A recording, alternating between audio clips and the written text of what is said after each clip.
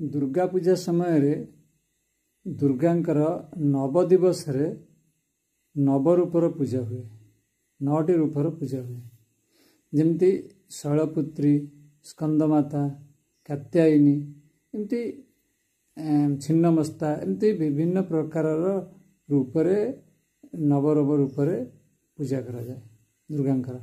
तो ये वास्तविक ये सब रूप कौन आम जान, वास्तविक रूप हूँ तत्वरूप। तत्वरूप जड़े साधक, से साधकर जो भावदशा, से भावदशा अनुसार ये सब तत्वरूप प्रकाशित होती। जपरी रचनात्मक भाव, वीर भाव, शांत भाव, मुक्ति भाव, ये सब अलग अलग, त्याग, ये सब अलग अलग भावर संयमर प्रतीक, मनर विभिन्न अवस्थार प्रतीक।